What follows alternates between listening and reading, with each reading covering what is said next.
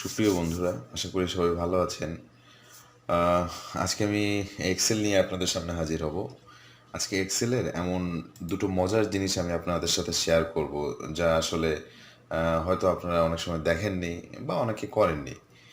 বিষয়টা এরকম যে আমি দুটো মজার জিনিসের আগে আমি আপনাদেরকে প্রথম জিনিসটা নিয়ে বলি। আমরা তো অলরেডি জানি যে এগুলোকে এক্সেলের এটাকে কলাম বলা হয়, লম্বালম্বি এটাকে কলাম বলা হয়, আর পাশাপাশি এটাকে র বলা হয়।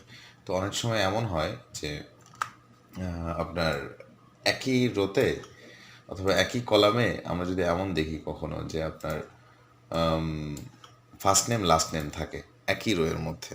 তো আমরা আসলে অনেক সময় চাই যে এই একই কলামের মধ্যে যেমন প্রথম নামটা আছে প্রতাপচন্দ্র, দ্বিতীয় নামটা আছে মানিকচন্দ্র, সুশান্ত কুমার, রাজীব মৃধা, যাই হোক।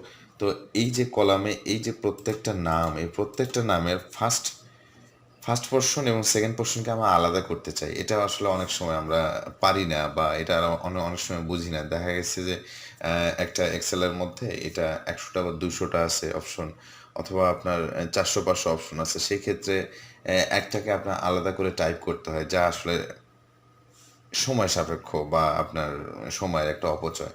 তো আমি আপনাদেরকে আজকে এমন একটা ট্রিক্স দেখাবো, যে ট্রিক্সের মাধ্যমে আপনারা আম, 1-2 সেকেন্ডেই জাস্ট আপনার ফার্স্ট নেম লাস্ট নেমকে সুন্দর করে আলাদা করতে পারবেন।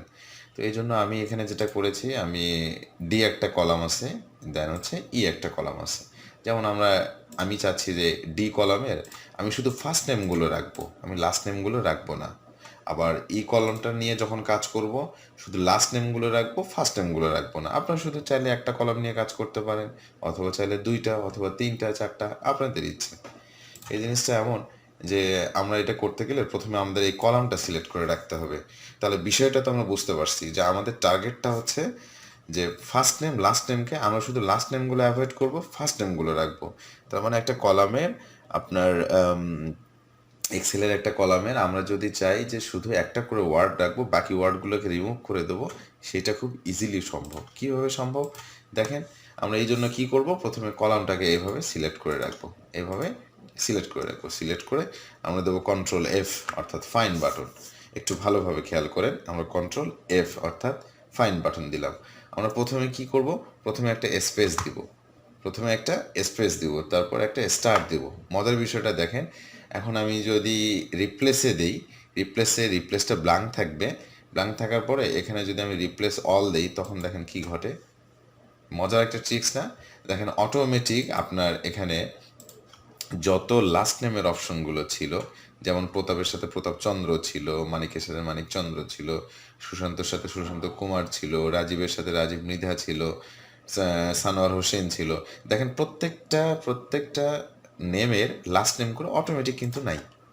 একটা আশ্চর্যের বিষয় না?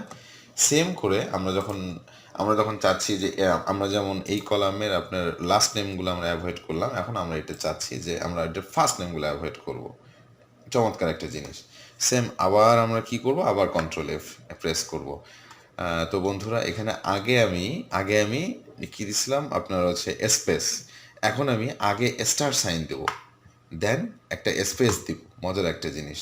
তারপর আমরা হচ্ছে রিপ্লেসে আসবো, রিপ্লেসে ব্ল্যাঙ্ক থাকবে, থেকে আমরা রিপ্লেস অল দিব। দেখেন মজার জিনিস, অটোমেটিক আপনার এই কলামে যত ফার্স্ট নেম অপশনগুলো ছিল সেগুলো কিন্তু রিমুভ হয়ে গেছে।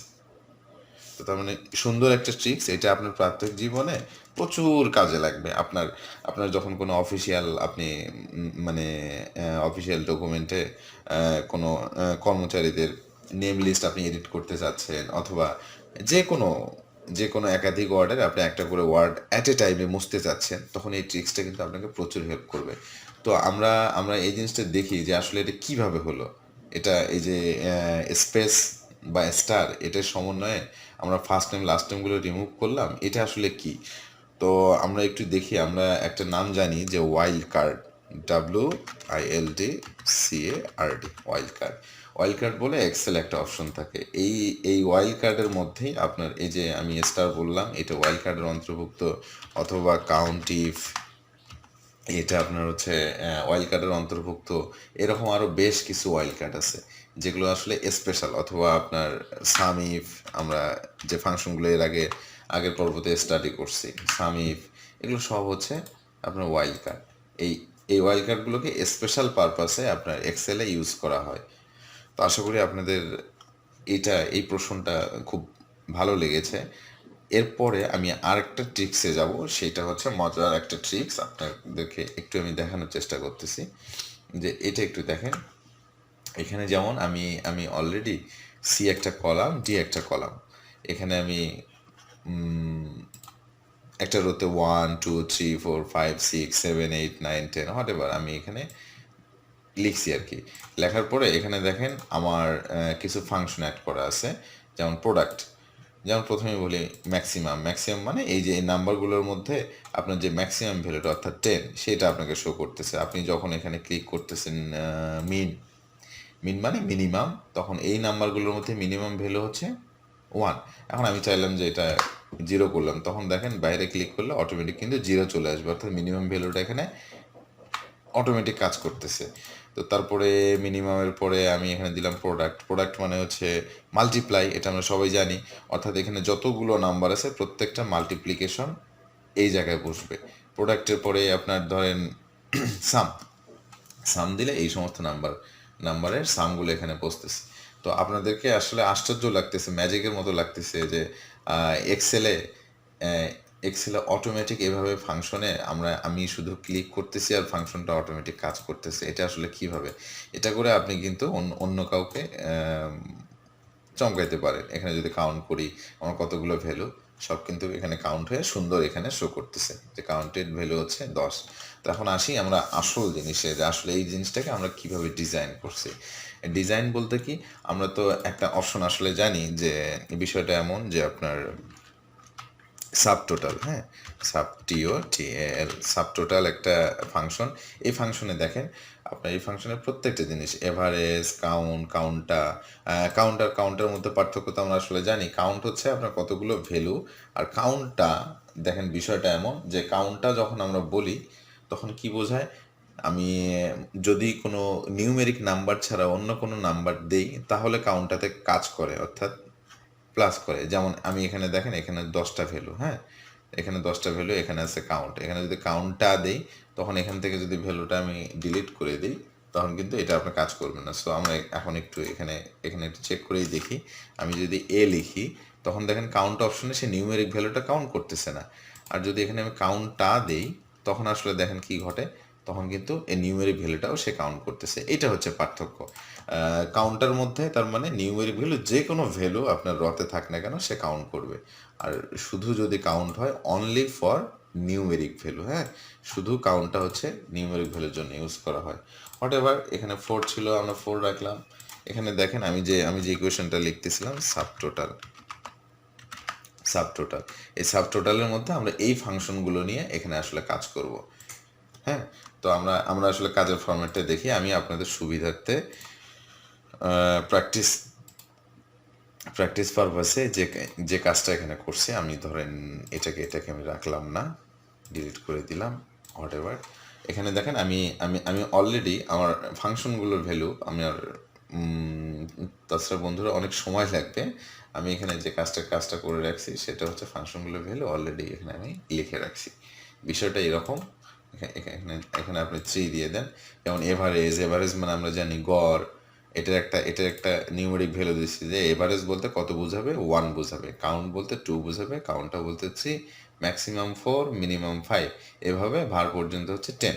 তো এখন এতটুকু করার পরে আমাদের যে কাজটা করতে হয়, এটা এটা আমরা আগেও জানি যে একটা জায়গায় ডাটা টেবিলটা আপনার এখানে যদি আমি শো করাতে চাই, ডাটা টেবিল শো করাইতে গেলে আমাদের ডাটায় ক্লিক করে তারপর এখানে হচ্ছে ডাটা ভ্যালিডেশন, দেন হচ্ছে ডাটা ভ্যালিডেশন থেকে আমাদের লিস্ট সিলেক্ট করতে হয়, তাই না?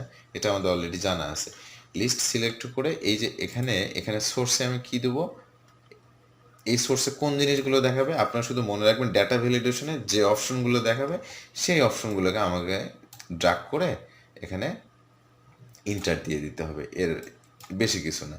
ব্যাস, আমরা এখান থেকে দেখতে পাচ্ছি যে হচ্ছে ডাটা ভ্যালিডেশন থেকে আমার যতগুলো এখানে অপশন আছে সবগুলো অপশন কিন্তু এভারেজ, কাউন্টটা হোয়াট এভার, এই যে এই জিনিসগুলো দেখাচ্ছে।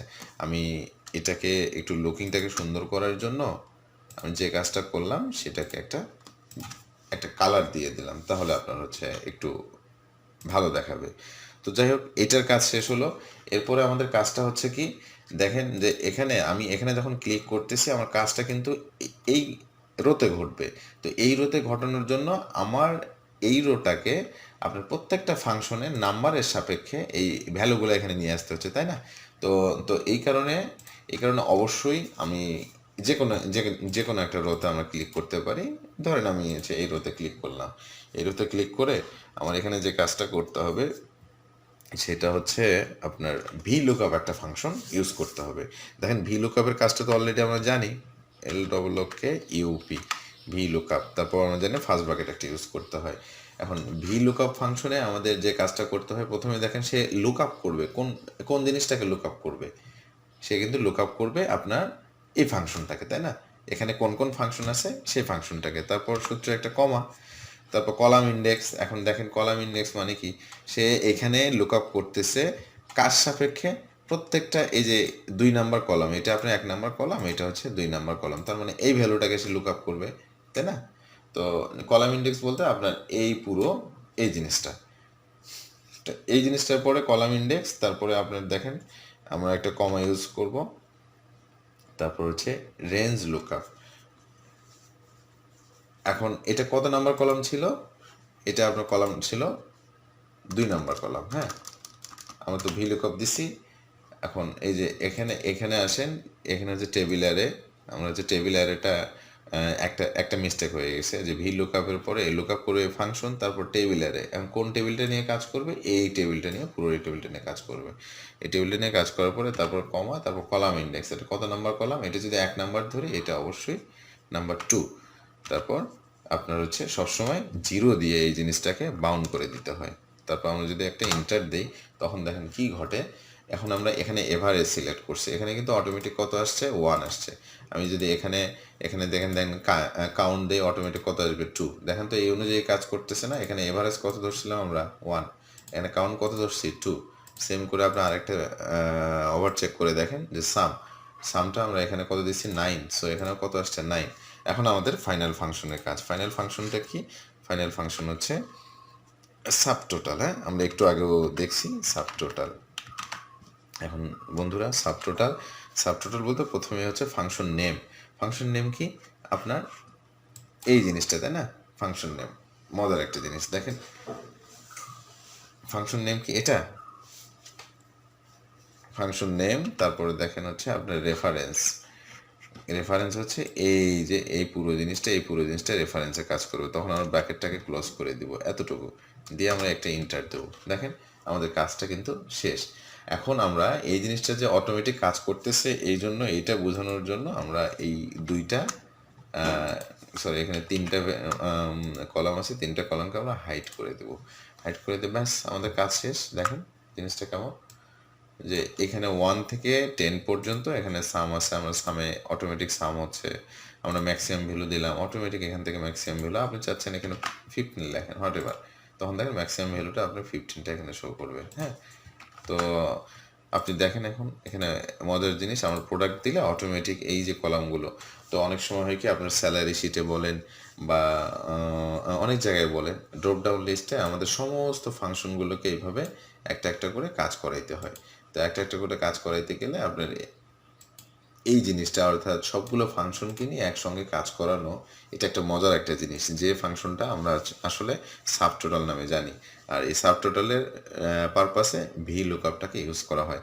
আশা করি আপনাদের দুইটা মজার ট্রিক্সে অনেক ভালো লেগেছে। যদি ভালো লাগে সাবস্ক্রাইব করে অবশ্যই সাথে থাকবেন, নেক্সটে আরও ভালো কিছু দেওয়ার চেষ্টা করব। সবাই ভালো থাকবেন, ধন্যবাদ।